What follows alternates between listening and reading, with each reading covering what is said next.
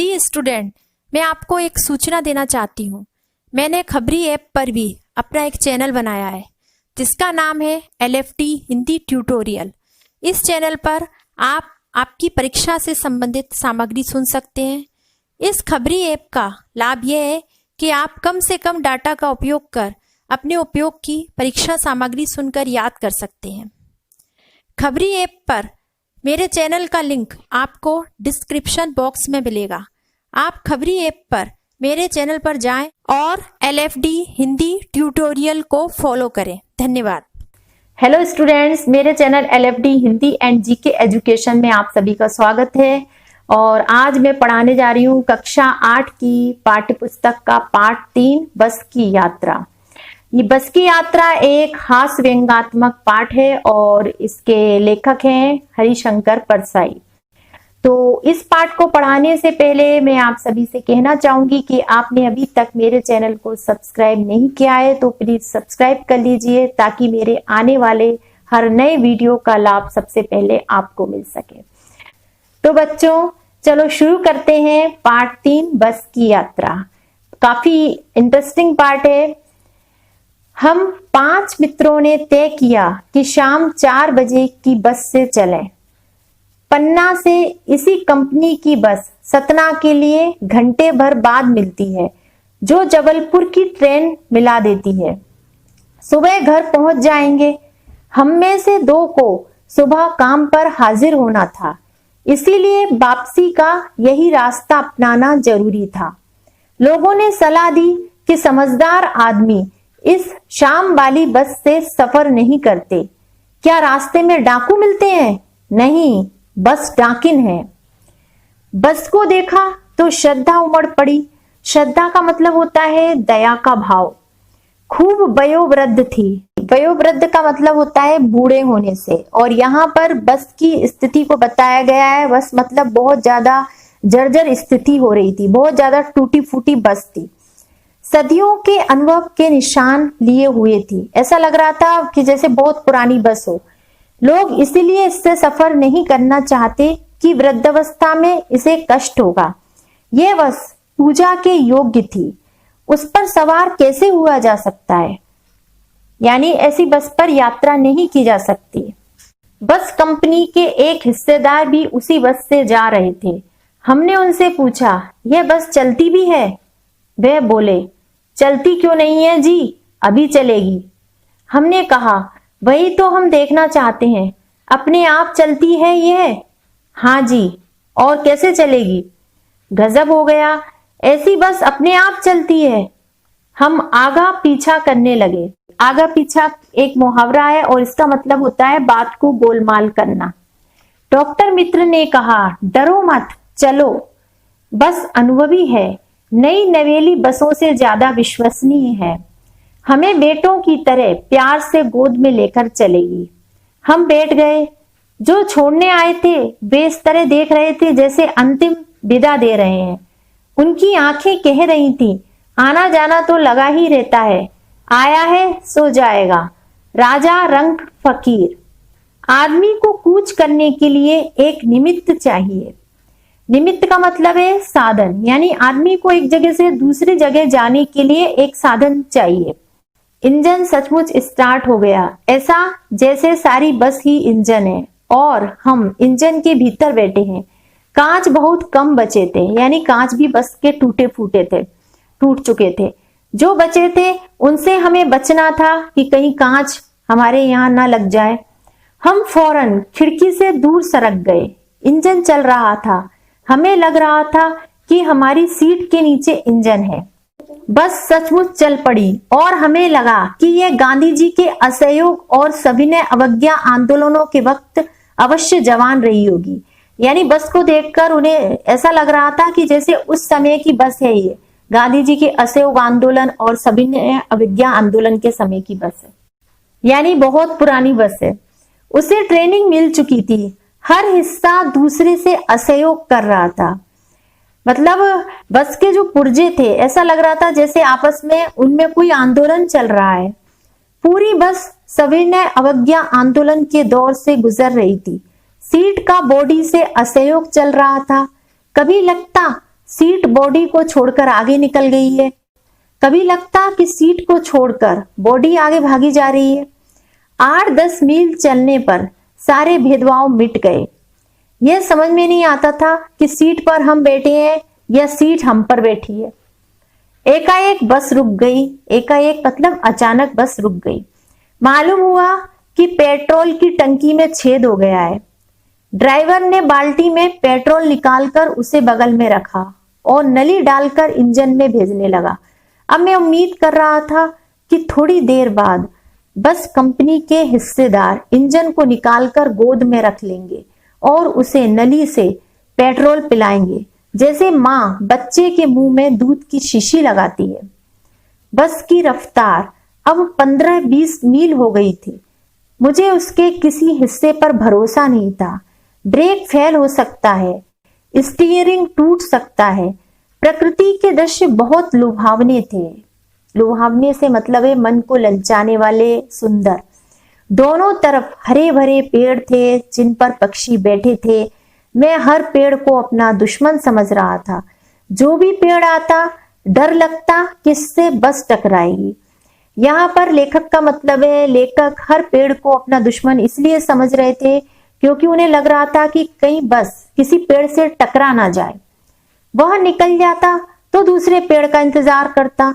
झील दिखती तो सोचता इसमें बस गोता लगा जाएगी, यानी बस कहीं इस झील में डूब ना जाए, ऐसा लेखक को लग रहा था। एकाएक फिर बस रुकी। ड्राइवर ने तरह तरह की तरकीबें की पर वह चली नहीं। सभी ने वज्ञा आंदोलन शुरू हो गया था। कंपनी के हिस्सेदार कह रहे थे, बस तो फर्स्ट क्लास है जी, यह तो इत्तेफाक की बात है। क्षीण चांदनी में, क्षीण चांदनी का मतलब होता है बिल्कुल कमजोर, बिल्कुल कमजोर, बिल्कुल दुर्बल। चांदनी में वृक्षों की छाया के नीचे वह बस बड़ी दयनीय लग रही थी।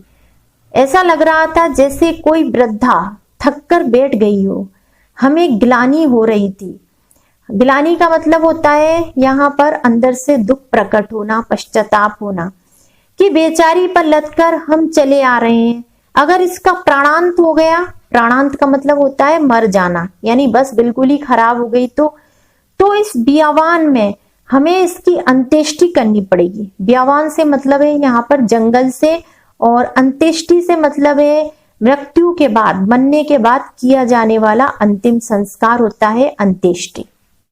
हिस्सेदार साहब ने इंजन खोला और कुछ सुधारा। बस आगे चली। उसकी चाल और कम हो गई थी। धीरे धीरे वृद्धा की आंखों की ज्योति जाने लगी। यहाँ पर वृद्धा बस को कहा गया है और बस की जो आगे की हेडलाइट थी, ऐसा लग रहा था कि वह भी अब जाने वाली है। चांदनी में रास्ता टटोलकर वह रेंग रही थी, यानी चांदनी रात में वह धीरे धीरे आगे बढ़ रही थी। आगे या पीछे से कोई गाड़ी आती दिखती तो वह एकदम किनारे खड़ी हो जाती और कहती, निकल जाओ बेटी, अपनी तो वह उम्र ही नहीं रही। एक पुलिया के ऊपर पहुंचे ही थी कि एक टायर फिस करके बैठ गया। वह बहुत जोर से हिलकर थम गई। अगर स्पीड में होती तो उछलकर नाले में गिर जाती। मैंने उस कंपनी के हिस्सेदार की तरफ पहली बार श्रद्धा भाव से देखा, दया वाले भाव से देखा। वह टायरों की हालत जानते हैं, फिर भी जान हथेली पर लेकर इसी बस से सफर कर रहे हैं। जान हथेली पर लेना एक मुहावरा होता है। इसका मतलब होता है अपने आप को परेशानी में डालना। उत्सर्ग की ऐसी भावना दुर्लभ है। उत्सर्ग का मतलब होता है यहाँ पर त्याग और बलिदान से, और दुर्लभ का मतलब होता है कठिन। सोचा, इस आदमी के साहस और बलिदान भावना का सही उपयोग नहीं हो रहा है। इसे तो किसी क्रांतिकारी आंदोलन का नेता होना चाहिए। अगर बस नाले में गिर पड़ती और हम सब मर जाते तो देवता बाहें पसारे उसका इंतजार करते, कहते वह महान आदमी आ रहा है जिसने एक टायर के लिए प्राण दे दिए। मर गया पर टायर नहीं बदला। दूसरा घिसा टायर लगाकर बस फिर चली। अब हमने वक्त पर पन्ना पहुंचने की उम्मीद छोड़ दी थी। पन्ना कभी भी पहुंचने की उम्मीद छोड़ दी थी। पन्ना क्या, कहीं भी कभी भी पहुंचने की उम्मीद छोड़ दी थी। लगता था जिंदगी इसी बस में गुजारनी है और इससे सीधे उस लोक को प्रयाण कर जाना है। प्रयाण करना का मतलब होता है मरना है। इस पृथ्वी पर उसकी कोई मंजिल नहीं है। हमारी बेताबी, तनाव खत्म हो गए। हम बड़े इत्मीनान से घर की तरह बैठ गए। जैसे घर पर बैठते हैं उसी तरह से हम उस बस में बैठे रहे, इत्मीनान यानी विश्वास के साथ। चिंता जाती रही, हंसी मजाक चालू हो गया। बच्चों, अब हम पढ़ते हैं इस पाठ के प्रश्नोत्तर, जिसमें पहले प्रश्न है कारण बताएं। कारण बताएं का पहला प्रश्न है, मैंने उस कंपनी के हिस्सेदार की तरफ पहली बार श्रद्धा भाव से देखा। लेखक के मन में हिस्सेदार साहब के लिए श्रद्धा क्यों जग गई? इसका उत्तर है, पुलिया पर जब बस का टायर पंचर हो गया तो उस समय लेखक ने कंपनी के हिस्सेदार को पहली बार श्रद्धा भाव से देखा। लेखक के मन में हिस्सेदार साहब के लिए श्रद्धा इसीलिए जागी क्योंकि हिस्सेदार अपने स्वार्थ के लिए अपनी जान को खतरे में डालकर यात्रा कर रहा था। अगला प्रश्न है प्रश्न नंबर 2, लोगों ने सलाह दी कि समझदार आदमी इस शाम वाली बस से सफर नहीं करते। लोगों ने यह सलाह क्यों दी? इसका उत्तर है, लोगों ने यह सलाह इसलिए दी क्योंकि बस का कोई भरोसा नहीं है, वे कभी भी खराब हो सकती है। यानी श्याम वाली बस के लिए कहा है ये, बस के खराब होने पर रात कहीं रास्ते में ना बितानी पड़े, कुछ पता नहीं रहता। लोगों के अनुसार खराब बस डाकिन की तरह होती है। अगला प्रश्न है प्रश्न नंबर 3, ऐसा जैसे सारी बस ही इंजन है और हम इंजन के भीतर बैठे हैं, लेखक को ऐसा क्यों लगा? इसका उत्तर है, जैसे ही बस का इंजन चालू किया वैसे ही पूरी बस झंझना उठी। इसी कारण लेखक को ऐसा लगा कि जैसे सारी बस ही इंजन है और हम इंजन के भीतर बैठे हैं। प्रश्न नंबर 4 है, गजब हो गया, ऐसी बस अपने आप चलती है। लेखक को यह सुनकर हैरानी क्यों हुई? इसका उत्तर है, लेखक को यह सुनकर हैरानी इसलिए हुई क्योंकि बस तो टूटी फूटी सी लग रही थी, परंतु जब बस कंपनी के हिस्सेदार ने कहा कि यह बस अपने आप चलेगी तो यही बात लेखक को कुछ अजीब सी हैरान करने वाली लग रही थी। अगला प्रश्न है प्रश्न नंबर 5, मैं हर पेड़ को अपना दुश्मन समझ रहा था। लेखक पेड़ों को दुश्मन क्यों समझ रहा था? इसका उत्तर है, लेखक पेड़ों को अपना दुश्मन इसलिए समझ रहा था क्योंकि जो भी पेड़ आता उसे इसी बात का डर लगा रहता कि कहीं बस पेड़ों से ना टकरा जाए। अगले प्रश्न है पाठ से आगे, जिसका पहला प्रश्न है, सविनय अवज्ञा आंदोलन किसके नेतृत्व में, किस उद्देश्य से तथा कब हुआ था? इतिहास की उपलब्ध पुस्तकों के आधार पर लिखिए। इसका उत्तर है, सविनय अवज्ञा आंदोलन महात्मा गांधी जी ने सन 1930 में प्रारंभ किया था और इस आंदोलन में गांधी जी ने नमक बनाकर अंग्रेज सरकार के नमक कानून को तोड़ा था। अगला प्रश्न है प्रश्न नंबर 2, सविनय अवज्ञा का उपयोग व्यंग्यकार ने किस रूप में किया है? लिखिए। इसका उत्तर है, सविनय अवज्ञा का उपयोग व्यंग्यकार ने एक खटारा बस के लिए किया है। जिस प्रकार से सविनय अवज्ञा आंदोलन में भारत की जनता ने ब्रिटिश सरकार का विरोध किया, उसी प्रकार खटारा बस के हिस्से एक दूसरे का असहयोग कर रहे थे, एक दूसरे से आंदोलन कर रहे थे आपस में। बच्चों, पाठ से आगे का तीसरा प्रश्न है, आप अपनी किसी यात्रा के खट्टे मीठे अनुभवों को याद करते हुए एक लेख लिखिए।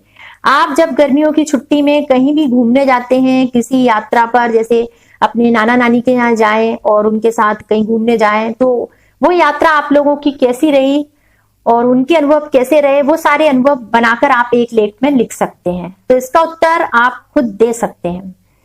तो बच्चों, आज का ये टॉपिक यहीं पर समाप्त होता है। आज का मेरा ये टॉपिक आप लोगों को अच्छा लगा हो तो प्लीज इसे लाइक कीजिए, अपने दोस्तों के साथ जो आपकी तरह आपकी कक्षा में पढ़ रहे हैं उनके साथ शेयर कीजिए और साथ ही मेरे चैनल को सब्सक्राइब जरूर कीजिए। धन्यवाद।